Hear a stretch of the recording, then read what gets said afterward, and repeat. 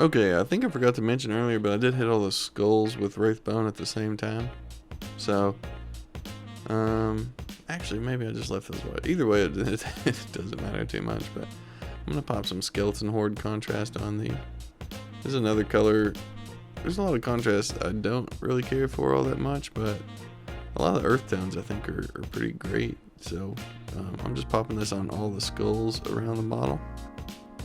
And I know I'm doing this before even the other stuff is really even dried, but I think that's kind of okay because a lot of times it settles in the recesses and it'll sort of blend up together if you get too crazy. And again, like most things, nothing's permanent. There's always an opportunity to come back and fix this stuff later.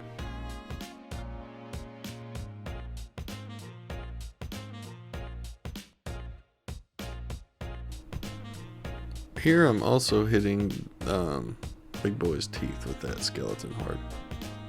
Just giving them a nice yellowish color. I've noticed that Skeleton Horde is kind of like a condensed Seraphim Sepia. It just gives kind of a nice yellowy tone.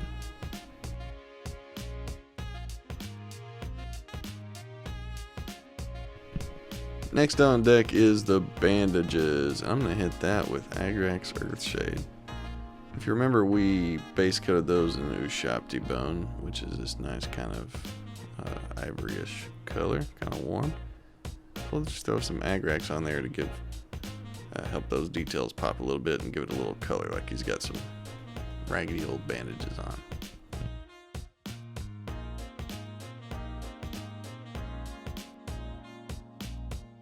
Here's a quick overview. I had to tell what we've done so far. No metallics yet, but you can see he's slowly coming together. Those contrasts already help quite a bit.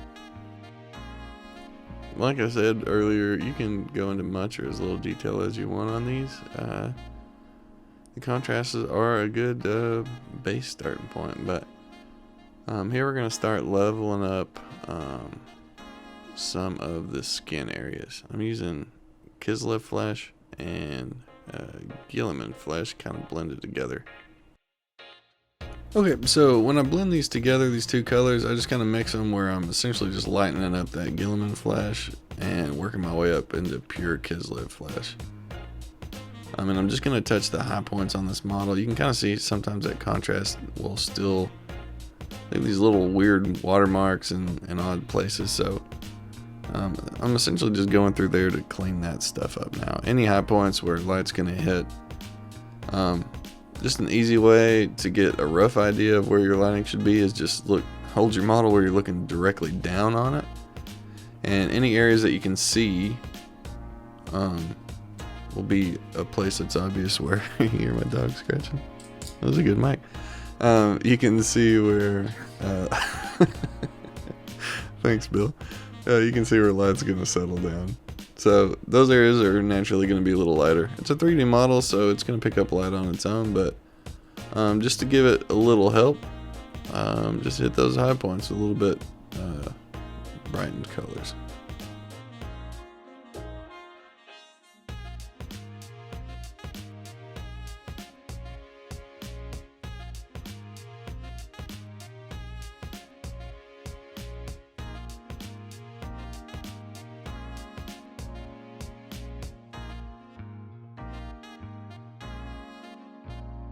Okay, with the flesh touched up, we're going to start work on the metallics. We got good old lead belcher.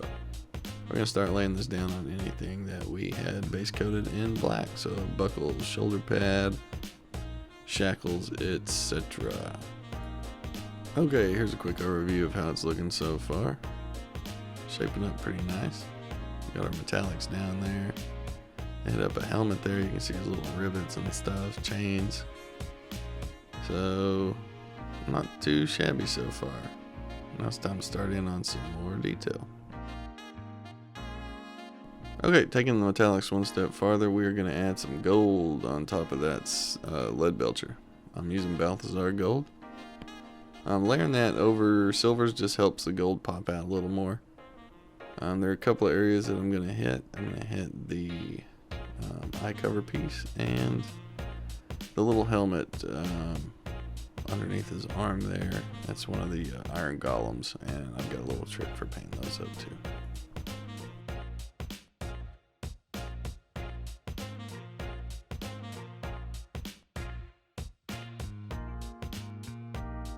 Hopefully you'll notice too, I've got a new camera.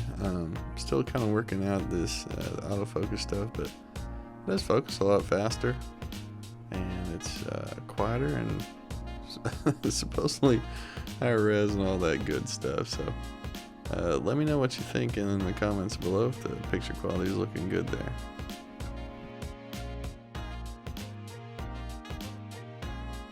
What I've done here and somehow failed to record is I've got a black wash and a medium mixed together really thinly.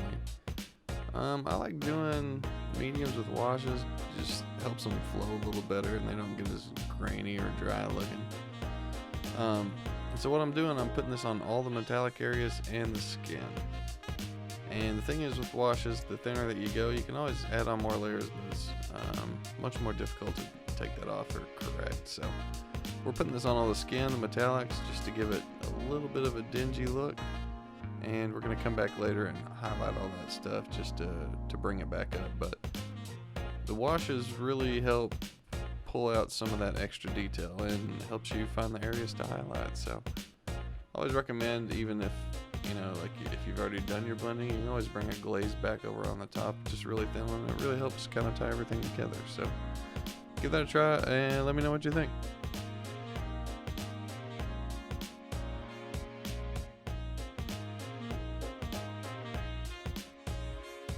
Here you can see I've started adding some scratches and scars there. He's got some little divots all over him. For that, I just used the Blood Angels contrast. I'm using a really fine brush and just kind of dragging some of those cuts. I know later I thin that down a little bit more, but you can see too, I put it on that helmet underneath his arm. I put that all over the helmet for that iron golem. It just gives it, I put it on the gold base coat. It just gives it kind of a cool metallic red color. So yeah, here you can see I'm just going through with really light strokes, hitting up some of those scars. Here you can see I'm using some Game Color red wash. I'm going to thin that down and start putting it on these boils and bumps that he's got around. You can see he's got some on his belly and on his shoulder there. I'm not really sure what that is, but obviously he's got a more concerning skin condition with the upper half of his body being turned to stone. So maybe we won't focus on that detail so much. We'll just kind of make it look pretty. Okay, now it's really time to make this guy start coming to life. We're going to start blending Eshin Gray and Administratum Gray, then down. And as we're mixing them in our palette, we're going to sort of make a gradient as we mix them together. So we're going to start with the Eshin Gray and just slowly start blending it up into the Administratum Gray. So we have a large scale of colors, like a large range as it goes dark to light. This I'm not using any crazy brush or anything. This is a cheap brush. Just thinning the paints down really nicely, and we're gonna start hitting out these high spots on the muscles. Okay, so as we're laying these colors down, you'll notice I do cover up some of that red, but that's okay. We're using really thin layers, so some of that red's still gonna show through. I'm pretty much just hitting these high points and trying not to seep into those cracks where that shade settled. And sorry about the autofocus stuff, I'm still getting a little used to that. But yeah, we're just gonna lay down this color. It looks a little stark contrast right now, but as it dries, it'll darken down. It's really translucent, so the color that we've laid down already underneath will help blend that all together. So I'm gonna hit out these muscle points, and then we'll get back to you with the next step. Okay, so I'm starting in now with a little bit lighter gray on that spectrum. It's all kind of all just mixed together there on my palette, but I've got one end that's a little lighter and one end that's a little darker, so I'm gonna start coming through here and laying these down on just the highest of the high points.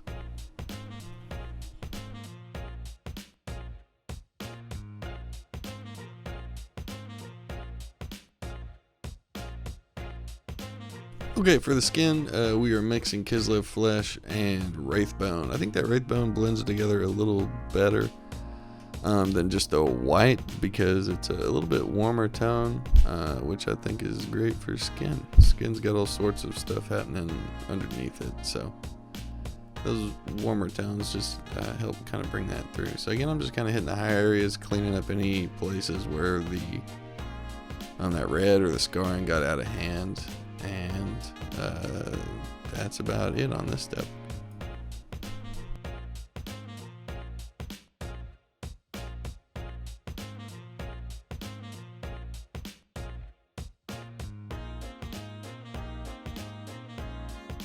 Okay, here we're using Xandri Dust, and I'm going to edge highlight all the leather and laces with this. It can be kind of tedious, but I mean, if you think about enjoying a hobby, don't really focus on getting finished, just focus on enjoying what you're doing. I know a lot of times I'll be sitting at work thinking that I wish I could be doing this, and then when I'm doing it, I wish that I could be finished with the model. So sometimes it's nice just to take a little introspective look and just enjoy what you're doing in the moment.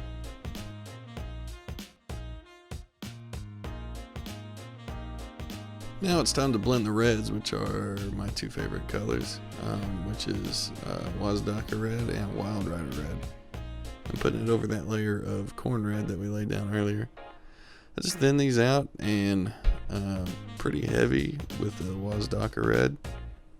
I'm just kind of covering up pretty much everything we did, except any areas that may have any recessed areas, that are going to be a little darker.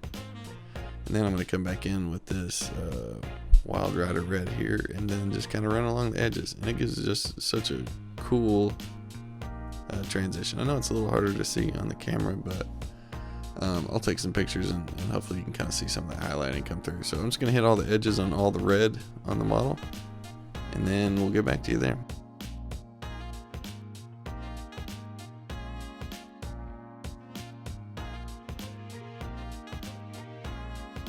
Okay, last thing before I leave you, we're going to highlight this cloth with Ushabti bone.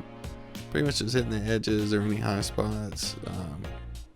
You can really kind of see where that wash had already settled, so anywhere it's lighter, just hit it with the Ushabti bone. It'll give you a nice highlighting effect.